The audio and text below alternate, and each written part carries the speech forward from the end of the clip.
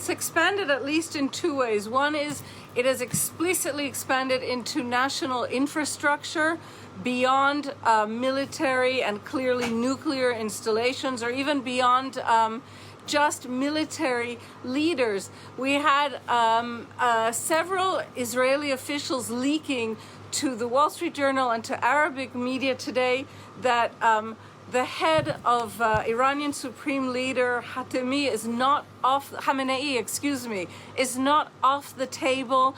There's a lot of, I would say, positioning and threatening, and it's hard to know. But when you threaten the head of state of a nation with whom you're at war, that is obviously also an escalation. Now, in Iran, we know what Andrew just mentioned, that Israel was able to hit this tanker, an air refueling plane, 2,300 kilometers away.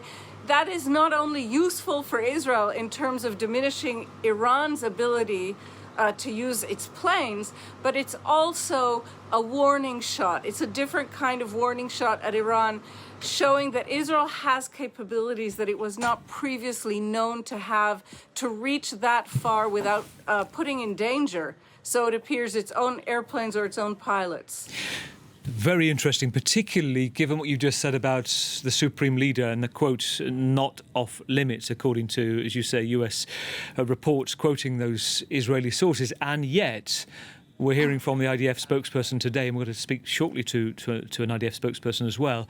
But to try to comprehend this, Noga, they are saying that right now, the mission as it stands, the goal is to prevent Iran ever getting to weapons-grade nuclear ability rather than regime change. Yes, but you know, Israel is not transmitting a simple, comprehensible message. The message that you just quoted coming from the IDF spokesperson is an echo of what the Israeli Prime Minister said on Friday when he announced this operation, Rising Lion. And he said very clearly that its aim was to eliminate the nuclear threat from Iran. But today we've even heard the Chief of Staff of the Israeli Army, General Eyal Zamir, talk about the IDF hitting national infrastructure, and we've had these threats against the Supreme Leader. We heard today the Energy Minister of Israel, Eli Cohen, threaten Iran with retribution against residential buildings. He said, next to the Bat Yam building that was hit so hard, where I think 8 people were killed today, he said that for every building toppled in Israel by an Iranian missile, that Israel would topple 100 in Tehran and Iran. So it's very difficult to understand from the Israeli point of view how limited or how wide-ranging this is. And I'll tell you one more thing. There have been leaks all day long from Israeli sources, from Israeli government briefings about at least the hope that Israel might be able to trigger regime change in Iran. It's not overt official policy, but it's also no longer being hidden as an aim of some kind of revolt that Prime Minister Netanyahu hopes to launch in Iran. Speaking to your point, getting to the heart of the matter, as we are speaking right now, take a listen to this. Let me explain what's coming in from Reuters news agency. This is an interview that Benjamin Netanyahu has just given to Fox News, saying, quote, the quote that's come from Reuters is this: regime change could be the result. And now we see this as well coming from Reuters at the same time. This is 2 US officials saying that Donald Trump in the past couple of days has, quote, vetoed an Israeli plan to kill Iran's Supreme Leader. Well, I want you to know that my reporting was done before we heard that. So I'm glad that we're on target. But yes, Prime Minister Netanyahu, even before this explicit statement to Fox News, is not hiding this hope. And it becomes apparent to us that he didn't hide it in conversations with Donald Trump. One has the sense of the Israeli-American relationship right now that Donald Trump is not interested in, for now at least, in a public clash with Netanyahu, but does not share Netanyahu's full goals in this operation.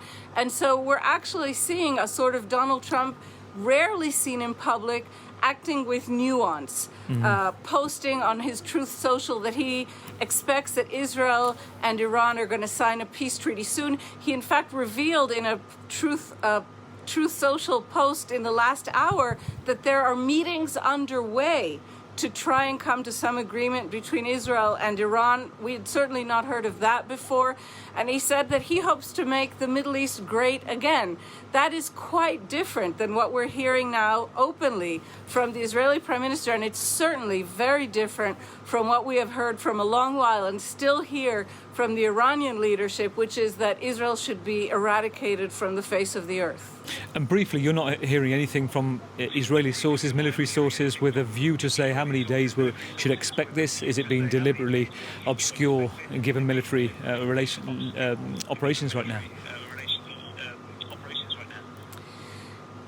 That's also a good and complicated question, Gavin, because when Prime Minister Netanyahu announced this operation on Friday, he said it could last weeks. He mentioned specifically the number of 2 weeks. And we know that the Israeli army has gamed out at least a 2-week military, affair here in Iran. On the other hand, the other question is, how long is the Israeli public going to stand for this? Netanyahu was not very popular, as you and I have discussed so many times before this. He clearly has gambled that his reputation among Israelis could be restored if this is a successful operation. And it may be militarily successful, but at the clip of Israeli civilians being killed as a collateral of this operation, 11 so far today, 3 or 4 yesterday, I'm losing track. Israelis are just too exhausted from war and from having to cope with the specter of combat deaths in their daily civilian lives.